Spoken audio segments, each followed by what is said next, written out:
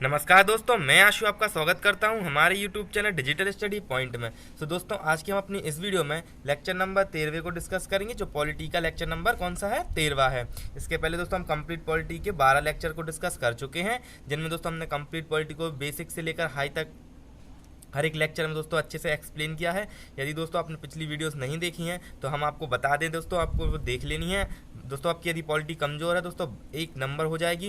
इसके साथ साथ दोस्तों आज हमें अपने जो इंपॉर्टेंट क्वेश्चन रिलेटेड किससे जो पार्लियामेंट हमने पढ़ी थी लेक्चर नंबर 11वें और 12वें में, उसको दोस्तों हमें डिस्कस करना है, उसके इंपॉर्टेंट क्वेश्चंस को डिस्कस करना है। आइए दोस्तों हम अपने चैनल पर विजिट करा के दिखा देते हैं कि दोस्तों देखिए इस प्रकार से आपको हमारे जब चैनल को आप YouTube पे सर्च मारेंगे दोस्तों डिजिटल स्टडी पॉइंट, दोस्तों आपको फिर उस पर सर्च मार के दोस्तों आपको कहाँ पर जाना है? प्ले लिस्ट के ऑप्शन में जाना है। प्ले लिस्ट के ऑप्शन में दोस्तों आपको ये पॉलिटी किस प्रकार से प्ले लिस्ट मिल जाएगी आपको। दोस्तों ये क्रोम में खुली है, इसलिए दोस्तों इस प्रकार से यदि आप YouTube पे भी खोलेंगे तो डिजिटल स्टडी पॉइंट खोलने पर दोस्तों आपको इस प्रकार से प्लेलिस्ट मिल जाएगी कंप्लीट। दोस्तों इसके 12 लेक्चर हो चुके हैं दोस्तों, ज़्यादा बड़ी नहीं रहती हैं, वीडियो छोटी रहती हैं, आप इनको देख सकते हैं।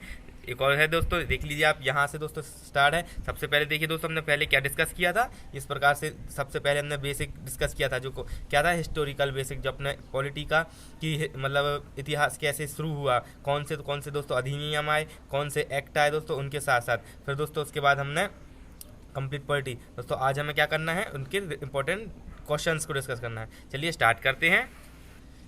दोस्तों हमारा पहला क्वेश्चन है, भारतीय संविधान का निम्नलिखित में से कौन सा अनुच्छेद भारत की संसद के गठन से संबंधित है? दोस्तों हमें बताना है कि संसद के गठन से कौन सा अधिनियम जो है दोस्तों, कौन सा आर्टिकल है जिसमें यह दिया गया है कि भारत में एक संसद होगी, अर्थात पार्लियामेंट होगी। दोस्तों पार्लियामेंट के फॉर्मेशन को किस आर्टिकल में दिया गया है? आर्टिकल नंबर आपको दोस्तों यदि आपसे आता है तो कमेंट बॉक्स में आप आंसर तुरंत दे सकते हैं, नहीं तो दोस्तों इसका आंसर होगा सी सही। अर्थात आर्टिकल नंबर 79 में क्या दिया गया है कि हमारी एक पार्लियामेंट होगी। फिर दोस्तों आर्टिकल नंबर 80 में क्या दिया गया है कि हमारे पास क्या होगी दोस्तों? राज्यसभा होगी।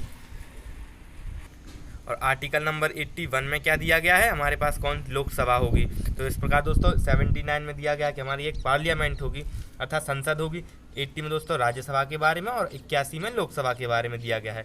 चलिए आगे बढ़ते हैं। नेक्स्ट क्वेश्चन नंबर नेक्स्ट है, राज्यसभा में राज्य के प्रतिनिधित्व निम्नलिखित में से किसके द्वारा चुने जाते हैं? दोस्तों राज्यसभा में जो प्रतिनिधि चुने जाते हैं, जो राज्यसभा के एमपी होते हैं, जो सांसद होते हैं, वे किन के द्वारा चुने जाते हैं? दोस्तों हमने अच्छे से बताया था दोस्तों डिटेल में कि कैसे राज्यसभा के इलेक्शन होते हैं, कैसे लोकसभा के इलेक्शन होते हैं, तो कौन इनको वोट देता है, क्या इनके वोटिंग राइट्स होते हैं। दोस्तों कौन करते हैं? Elected member of the state lesson, मतलब जो विधानसभा है उसके इलेक्टेड मेंबर था, जो चुने गए मेंबर हैं वे दोस्तों नॉमिनेट मेंबर नहीं होते हैं। ना अच्छे से याद करना, जो नॉमिनेट होते हैं जैसे लोकसभा राज्यसभा में, तो दोस्तों वो इनके मतलब जो राष्ट्रपति के द्वारा नॉमिनेट किए जाते हैं वह इसमें भाग नहीं लेते हैं।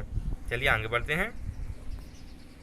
नेक्स्ट क्वेश्चन है, निम्नलिखित में से किस राज्य की राज्यसभा में अधिकतम प्रतिनिधि हैं? दोस्तों यह किसके अनुसार होती है? दोस्तों जनसंख्या के अनुसार। दोस्तों हर जिले में हर राज्य में कितनी जनसंख्या है उस आधार पर हम राज्यसभा की सीटें हमको वितरित होती हैं। अर्थात इसमें से देखिए आप दोस्तों किस राज्य में सबसे ज़्यादा सीटें हैं? तो दोस्तों यूपी में सबसे ज़्यादा हैं। क्यों? क्योंकि यूपी की जो जनसंख्या है वह सबसे ज़्यादा है, इसलिए जो राज्यसभा है उसमें कितने यूपी के दोस्तों? तो राज्यसभा में दोस्तों कितने हैं? राज्यसभा में सीटों की संख्या कुल है दोस्तों 31 यूपी की, और दोस्तों लोकसभा की कितनी है? तो 80 समथिंग है ना।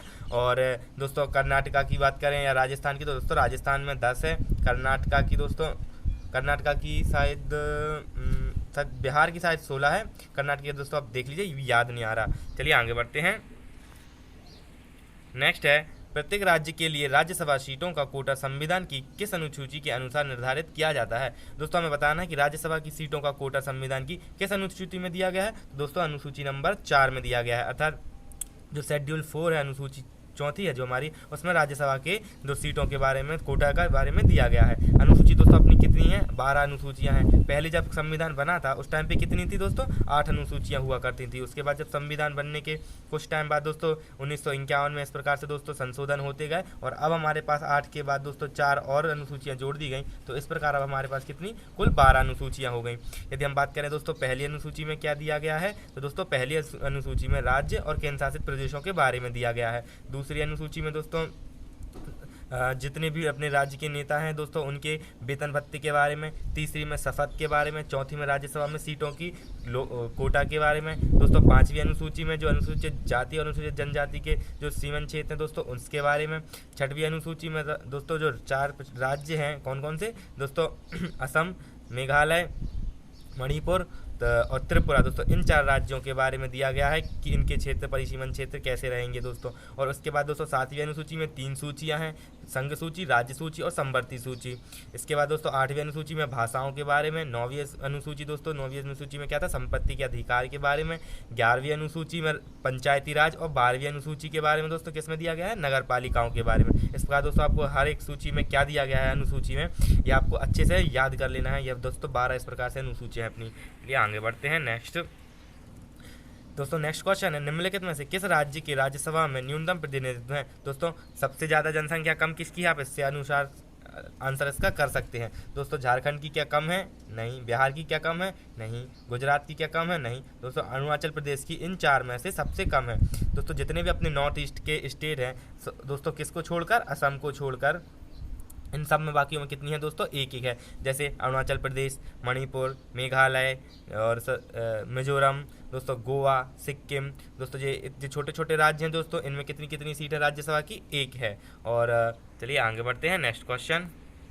क्वेश्चन नंबर नेक्स्ट है, सरकार के खिलाफ अविश्वास प्रस्ताव किस संसद में पेश किया जाता है। दोस्तों किस सदन में सरकार के द्वारा जो अविश्वास पारित है दोस्तों, कहाँ किया जा सकता है दोस्तों, नो कॉन्फिडेंस मोशन दोस्तों, ये केवल और केवल लोकसभा में पास किया जा सकता है। अर्थात इसका बी इसका सही आंसर होगा। केवल लोकसभा में नो कॉन्फिडेंस दोस्तों जो मोशन होता है उसको पास किया जा सकता है।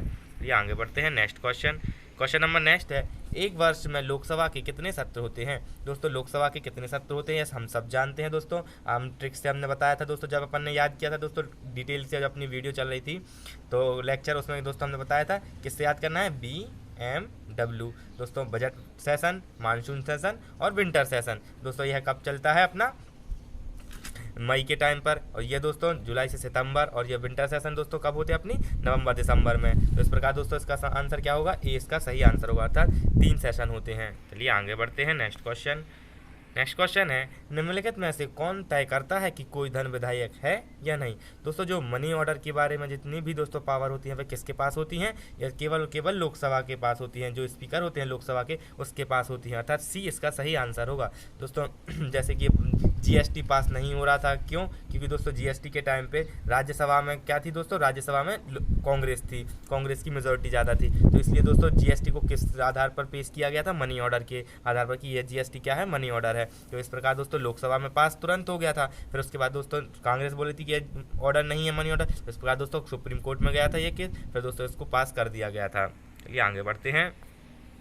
नेक्स्ट क्वेश्चन है, संसदीय प्रणाली का प्रावधान किस देश से लिया गया है। दोस्तों जो संसदीय प्रणाली का जो प्रावधान है किससे लिया गया है, हमने ब्रिटेन से लिया है, अर्थात 20 का सही आंसर होगा। और दोस्तों यदि हमने ब्रिटेन से और क्या लिया है दोस्तों, जैसे हमारी सिंगल सिटीजनशिप है दोस्तों, जैसे कि USA में कैसी डबल सिटीजनशिप होती है, जैसे कि US में कितने 50 जैसे राज्य, तो 50 और राज्य की दोस्तों जैसे जिस राज्य में जो रहता है उसकी अलग सिटीजनशिप रहती है, और दोस्तों देश की अर्थात USA की अलग लेनी पड़ती है। लेकिन अपने यहाँ ऐसा नहीं है, क्योंकि अपन जैसे कहीं पर भी मध्य प्रदेश या यूपी में जो रह रहा है या भारत में, तो दोस्तों एक ही बात, इसलिए इसे सिंगल सिटीजनशिप कहलाती है, और ये सिंगल सिटीजनशिप है अपने यहाँ पर, है ना। चलिए आगे बढ़ते हैं। जैसे उपराष्ट्रपति का कार्यकाल कितना होता है। दोस्तों उपराष्ट्रपति का कार्यकाल दोस्तों किसी भी, जैसे उपराष्ट्रपति हो गया, राष्ट्रपति, प्रधानमंत्री, सबके कार्यकाल कितने होते हैं दोस्तों, 5 साल के होते हैं।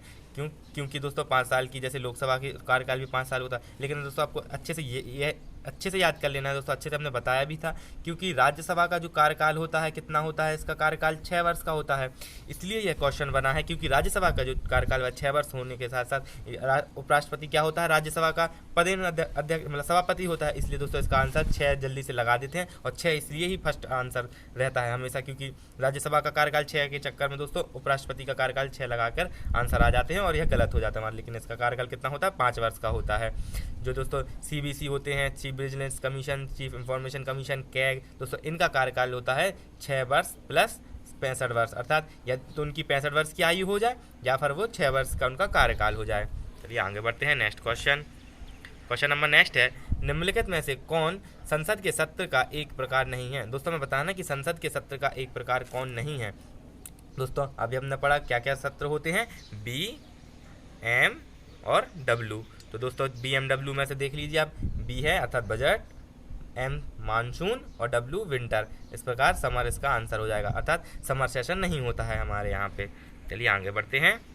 नेक्स्ट क्वेश्चन है, प्रधानमंत्रियों सहित मंत्रियों की कुल संख्या डैश से अधिक नहीं हो सकती। दोस्तों हमें बताना है कि प्रधानमंत्रियों की जो कुल सहित मंत्री होते हैं, जो कैबिनेट मिनिस्टर होते हैं, वे कितने हो सकते हैं। दोस्तों जितनी भी दोस्तों सीटें होती हैं उसके केवल 15% तक कैबिनेट मंत्री हो सकते हैं। इस प्रकार दोस्तों सी इसका सही आंसर होगा। जैसे कैबिनेट मंत्री जो बनते हैं, कैबिनेट मंत्री के 15% से ज़्यादा नहीं बन सकते हैं।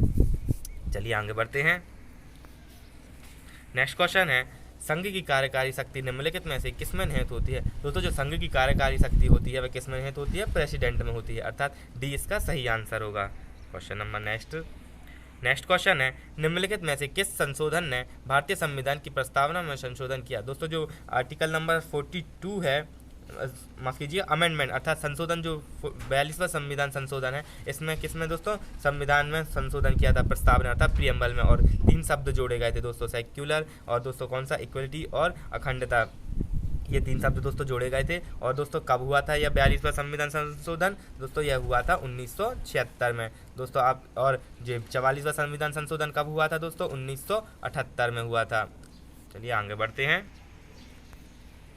दोस्तों आप इसको ट्रिक से याद कर सकते हैं कि 42वें और 44 में हमेशा कन्फ्यूजन होती है कि 42वां कब हुआ था। दोस्तों 4 और 2 को जोड़िए तो 19 तो कितना आता है, 76। तो दोस्तों लास्ट में 6 आता है। इस प्रकार 1976 में 42वां हुआ था। और दोस्तों 44वां कब हुआ था, 1978 में। तो दोस्तों 4 और 4 को जोड़िए तो कितना आएगा, 8 आएगा। दोस्तों इस प्रकार आप ट्रिक से याद कर सकते हैं, तो अब कभी कन्फ्यूजन नहीं होगी और गलत नहीं होगा। नेक्स्ट क्वेश्चन, लोकसभा अध्यक्ष अपना इस्तीफा किसको देते हैं। दोस्तों लोकसभा जो अध्यक्ष होते हैं अपना इस्तीफा किसे देते हैं, डिप्टी स्पीकर को देते हैं, अर्थात डी इसका सही आंसर होगा। चलिए आगे बढ़ते हैं। नेक्स्ट क्वेश्चन है, संविधान द्वारा परिकल्पित लोकसभा की अधिकतम संख्या कितनी होती है। दोस्तों लोकसभा की अधिकतम संख्या कितनी होती है, 552 होती है। 552 किस में बटी होती है दोस्तों, पहले तो दोस्तों 552 कुल होती है, उसमें से 530 राज्यों के द्वारा, उसके बाद 20 दोस्तों किसके द्वारा, केंद्र शासित प्रदेशों के द्वारा, और 2 राष्ट्रपति के द्वारा मनोनीत किए जाते हैं। इस 20 में से दोस्तों अभी प्रेजेंट में क्योंकि 13 हैं, क्योंकि केंद्र शासित प्रदेश में दोस्तों अभी कितने हैं, 13 सीटें हैं, इसलिए दोस्तों जो 7 वेकेंट हैं अर्थात 7 खाली हैं, इसलिए अभी प्रेजेंट में चुनाव कितनी सीटों पर होता है, 545 सीटों पर अभी चुनाव होता है। और 545 में से दोस्तों 2 एंग्लो इंडियन को निकाल दिया जाए और दोस्तों एक बेल्लोर की सीट थी जो केरल की, वह इस बार निरस्त कर दी गई थी करप्शन के चलते। इसलिए जो अपने 2019 के लोकसभा के चुनाव, उसमें कितनी सीटों पर लोकसभा की चुनाव हुआ था दोस्तों, 542 सीटों पर चुनाव हुआ था।